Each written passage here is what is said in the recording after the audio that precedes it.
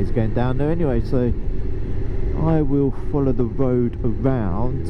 I don't think it's a T at the top, I'm pretty sure it's, yeah, to the left. I'm going to head towards Arsey. Perfect. Oh, I could go Letchworth. Oh.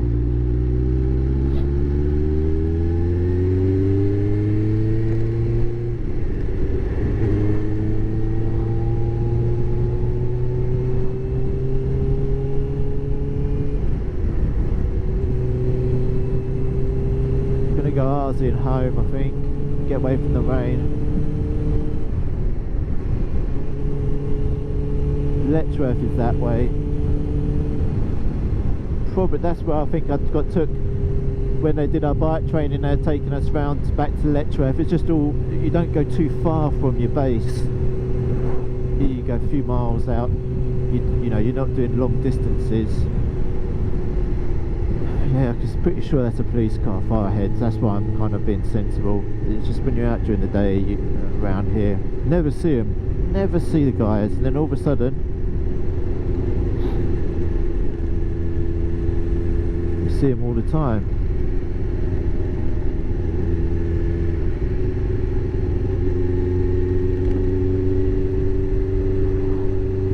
This car up my arse can wait there. I don't need to. I can go fast if I need to, but I don't need to.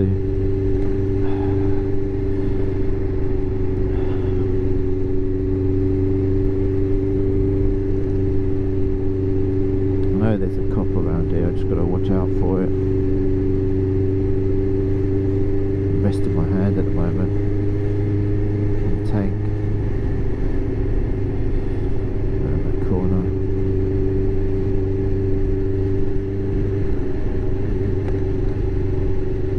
We're in Arsey. Crap in the middle of the road. Watch out for.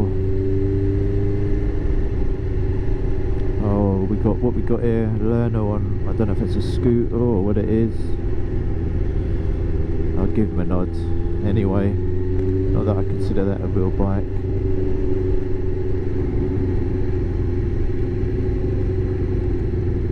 I don't think anyone. Still on the road on a bike. There he is. He's sneaky there. I see ya.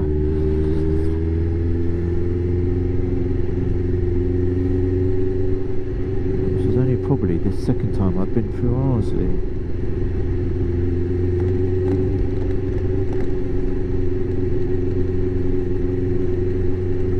It's a bit of a crappy road as well. Bumpy. You probably can't see it because it's got like stabilisation on this GoPro. So the GoPro I've got is actually GoPro Hero 7. I think it's really good. I've used it for a while now. I've also put on an adapter to have a mic on. I've got the drift mic.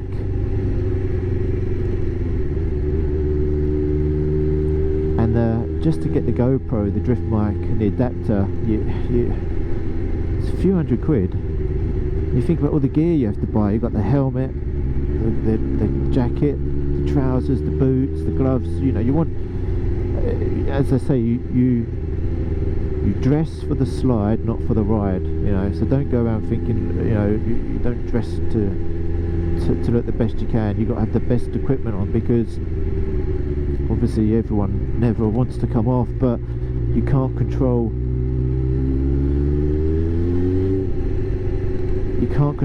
other people or what they might do.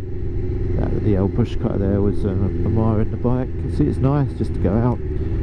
At the moment we've sort of got back in front of the rain clouds, I think, so if I start heading home, we'll be okay. When I get home, I wanted to wash my car actually. I haven't washed it for a little while.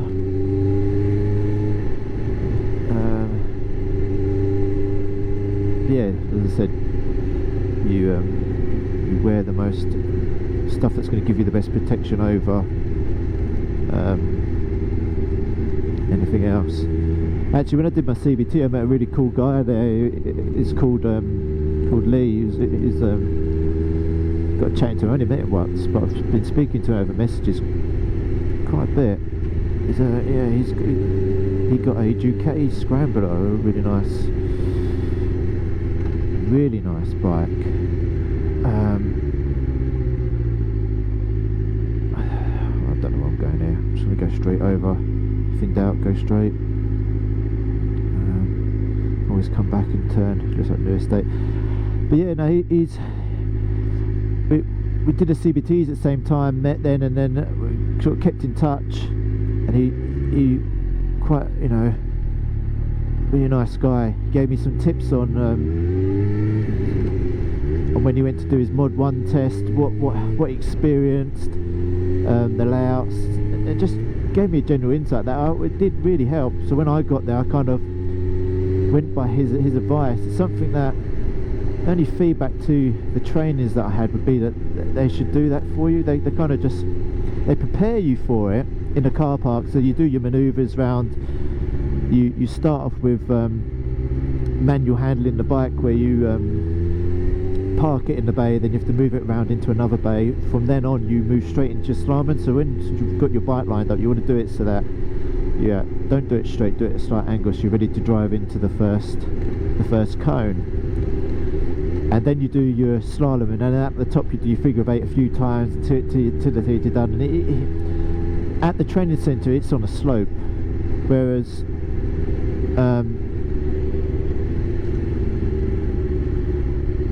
at the actual test site it's all flat, which made it a lot easier. And he kind of gave me some tips there, which was I really appreciated. Shame to say I nearly did pass it. I nearly put my foot down on the U-turn. Slow manoeuvre. I kind of tried to drive it round on the clutch, and then the bike was feeling like it was going to tip, and I was like, oh crap.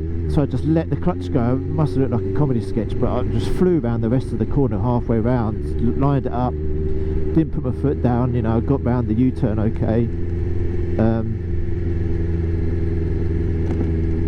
So yeah, so that, and then after the U-turn you go into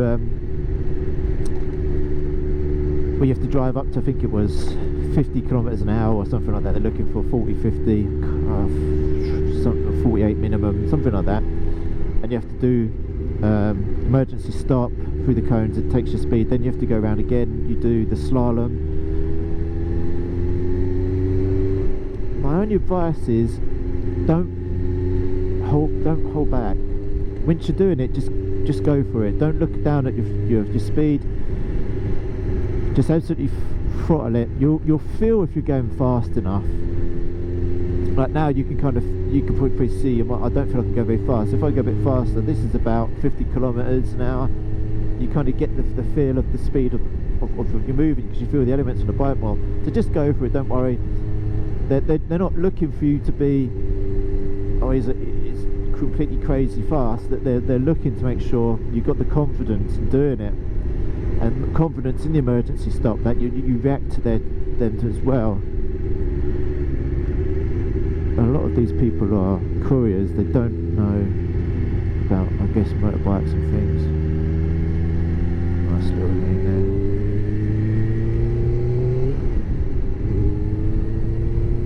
there. Yeah, you do those and you pass. That as a relief, I tell you, when I got that done. Then the module 2, I had a bit of a... I got an email.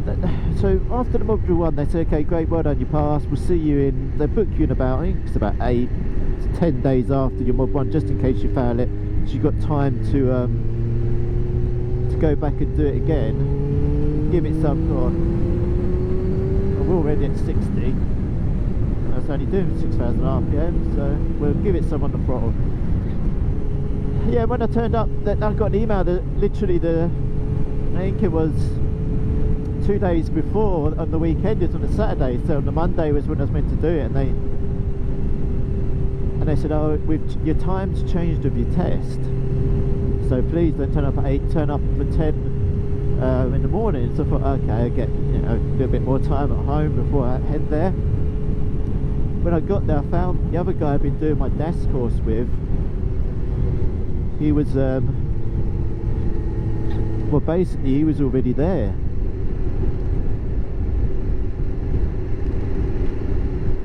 And he'd been there since 8, and they'd got him in early, and he had 2 hours, like just one-on-one training, which is you know, which is ideal. And I was like, okay, so I turned up, and it was, so now we both went out together. We did like an hour, and then 11:15 we went to the test centre, and then at the test centre, should I not? Got that power there, we're right there.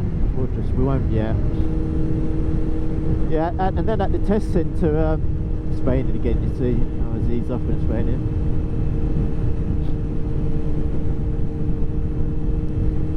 It was like, okay, he's going to go first. So he'd had about, by that time it was 11:30, he had 3.5 hours. 2 hours solo, hour and a half of me. And they went, okay, right, Ryan, you're up. And I was like, oh, what? Hold on a minute. I think there's been a mistake. I've literally come here and I've had an hour and a half on the bike. So there's a bit of hiccup there on the admin side of the DAS people, unfortunately. But luckily the guys at the test centre were quite good in that they changed us around. So anyway, the guy called Ben, he went out on his test, and during that time, it was about half hour, 45 minutes, my trainer took me out just around Baldock, and just a quick run for half hour, literally because we were waiting for the other guy. We got back to the test centre and he'd finished, he'd passed, you know, and then I just felt, oh crap, he's passed. The pressure was on me to pass him. They said my test wasn't until 2. So I thought, okay, spotted time, what, an hour and a half with Ben, then half an hour literally running around on my own. Should we go Baldock or should we go the north? Let's go Baldock. Oh, actually, let's just get on the A1.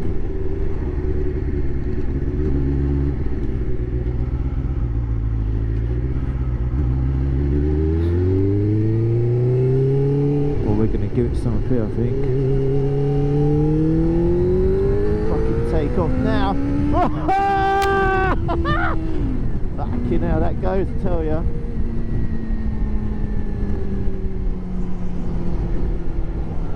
Really got to look.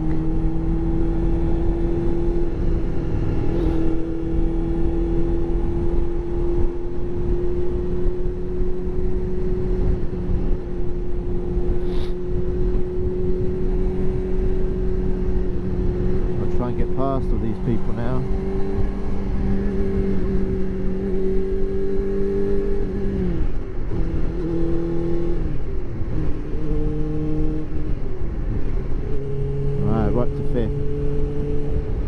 So back to that. Sorry, after that bit of crazy moment.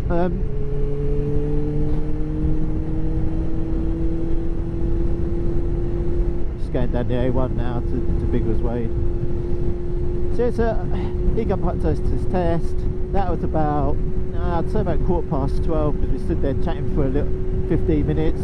12:30, we then drove back to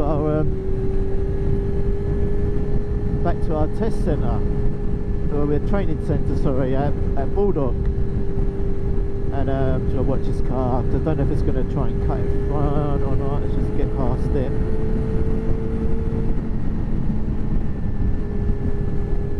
And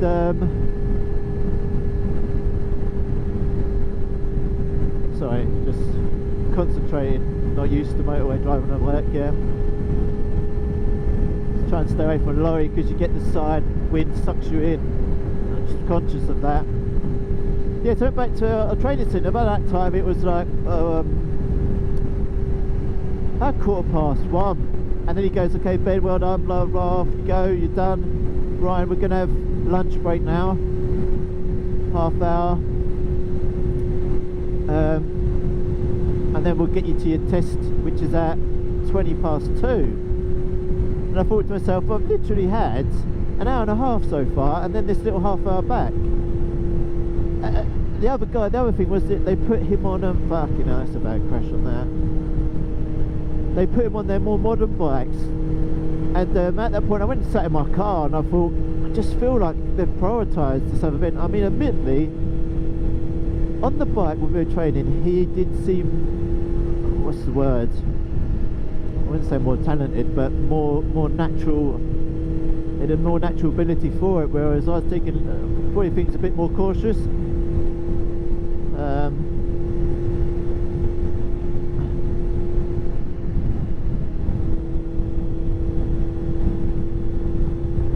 There's a horrible roundabout up here. Just realised you're trying to negotiate either go round it or continuing on. I think I'll go around it. You know, the only way to deal with these things is just to do it. It's fucking windy along here though, I tell you. You know, I'm only doing 75. Yeah, so I just felt like that he was all ready to go. I hadn't had half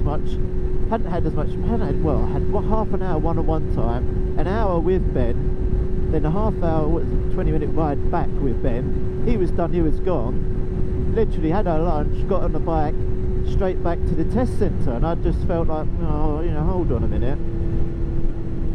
I haven't, you know, I've paid for a whole day here, and I've paid for the test. I just didn't feel like I got the same treatment as him. Oh, that's just my opinion, you know. And I spoke to, say, Lee, and he had a similar thing with him. It's like they prioritise one on the day, so they want one pass, definite, and then the other one, you kind of, if you pass, it's you know, woohoo, great, thanks, but otherwise, you know, maybe the one that they're not confident in will pass. I just got to concentrate here because it's on this roundabout. It is tight, it's slippery.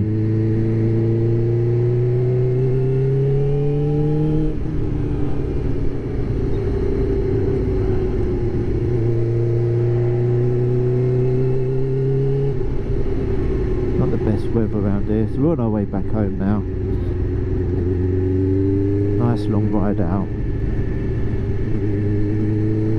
See how quick that is down there. These motorways, that is flow up there, all that way around the country ways I went.